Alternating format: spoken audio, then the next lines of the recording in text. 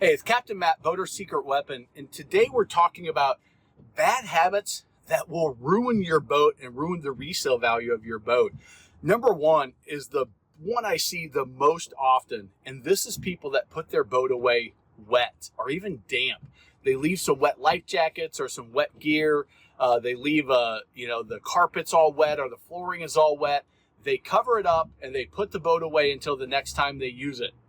Well, in the summertime, you've just created the perfect conditions for mold and mildew to take hold and to wreak havoc on your upholstery in your boat.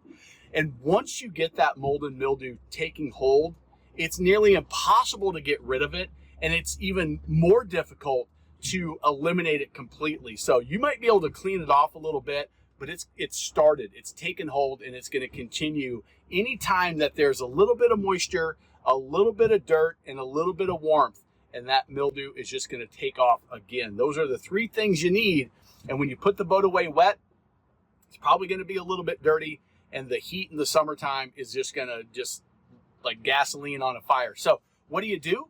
Well, you wipe everything down. You make sure that the boat's as dry as possible. And if it is wet, you got caught in a rainstorm or the kids were getting on and off or you got some wet life jackets, take that stuff off the boat and even leave the cover off a little bit. Put a fan in it to get that dried out as quickly as possible and let some of that humidity get out versus just being trapped. The other thing you can do is open up some of the compartments so everything airs out, especially if you have a fan in there.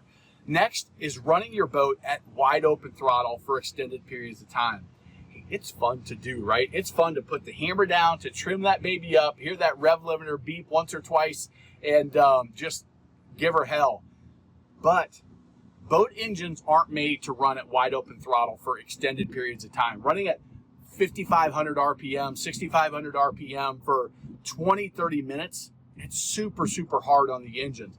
Coming back even to 90% of the throttle, now you're in much, much better shape. But that wide open throttle puts a lot of stress and strain on the engines. So just be aware of that. And hey, get your speed fixed, but do it in short little bursts. Maybe a minute at a time is plenty.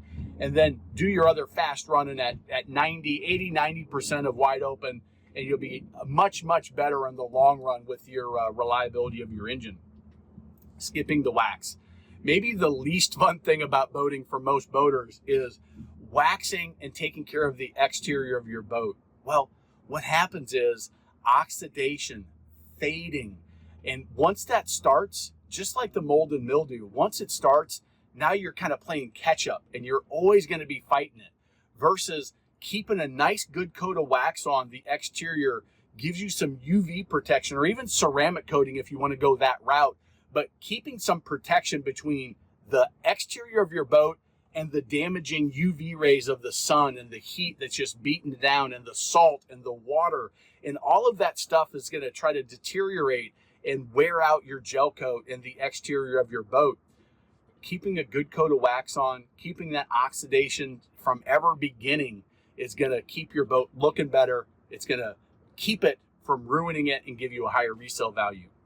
We talked about covering your boat when it's wet, but just not covering it all can be a major, major issue. Now, maybe you've got a center console that doesn't have any upholstery on it and it's just open.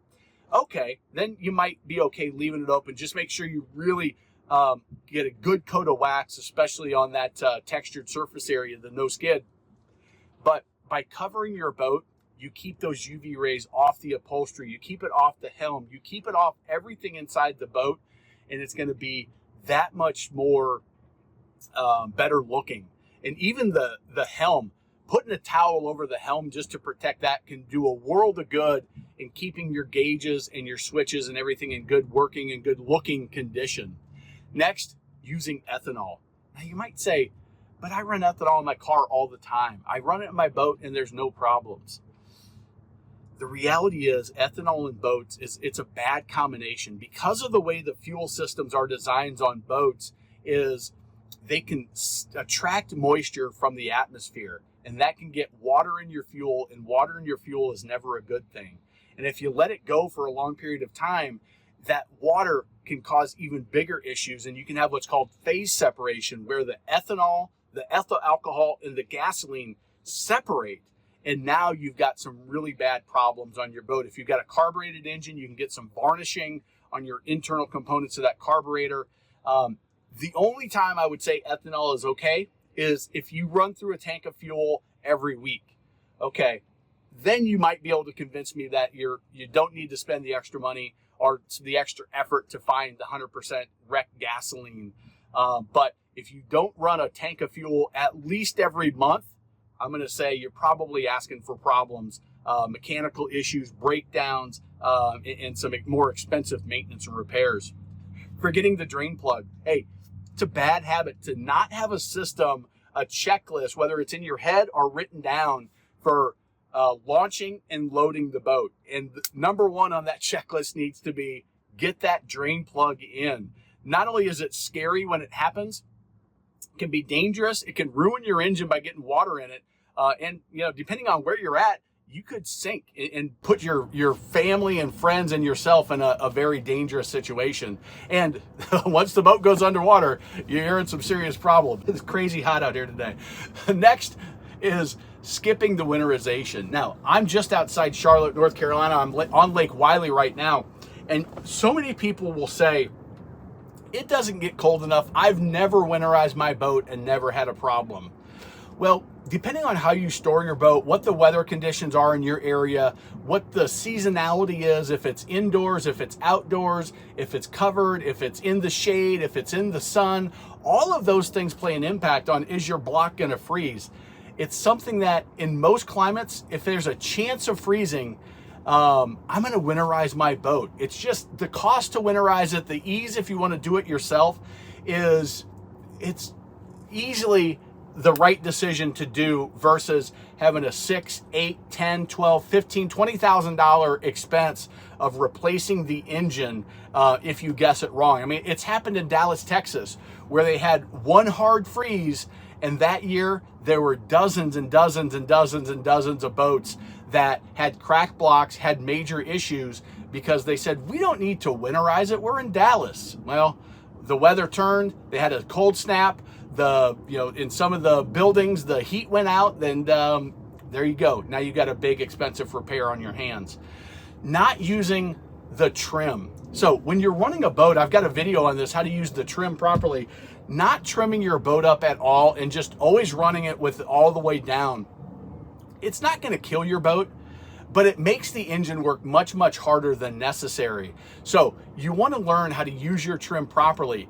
It allows the engine to run at the same RPM, but just a lot smoother. If you think about a car just constantly going uphill versus it going on a flat ground or even downhill, it's so much easier on the engine and everything about it when you're going just on a flat surface versus chugging uphill. Kind of that same concept. When your trim's all the way down, you're making that boat work much harder because it's pushing through the water. Learn how to use your trim. Check out that video. I'll try to link it right up here. Next is not checking your fluid levels before you go out. Hey, you go and maybe you've got a leak in your gear lube, or you've got an oil leak somewhere. You go out and now you run your engine with less than the optimal amount of oil. Or worse, no oil, or your gear lube's spilling all over the place and you don't have the right amount of gear lube in. Finding those issues before they become major catastrophes is so important. Maybe you find that, hey, I got a little milkshake going on here and I've got a serious problem. Instead of going out and enjoying the boat and just exacerbating that problem 2-3-fold, you can say, all right, let's get this fixed first so I don't have a huge repair bill. Maybe we can get by with just changing it and changing the seals and we're in good shape. So always get in the habit of checking those fluids before you go out. Next, especially if you're in the saltwater environment, is spraying an anti-corrosive spray on the engine components and the stainless steel, some of your hardware. Something like BioShield 9 or even WD-40, something that's going to protect your metals from all of that salt and the corrosion.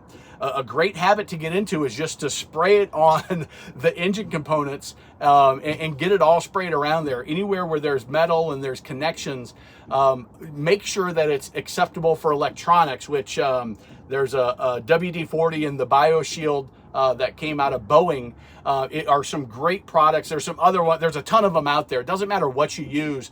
Just make sure it's okay to spray on electrical components, and it's going to really save your engine.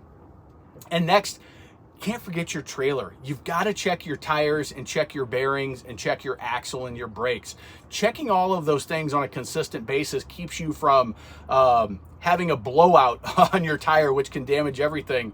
Having your hubs heat up and seize on, and now you got a major problem. Having rust and corrosion on your axles and the components of your brakes. Making sure that you're doing those inspections can keep you from ruining your boat. If you have others to add to the conversation, put those down below in the comments. If you found some helpful information, give this video a thumbs up. And remember, life truly is better on a boat.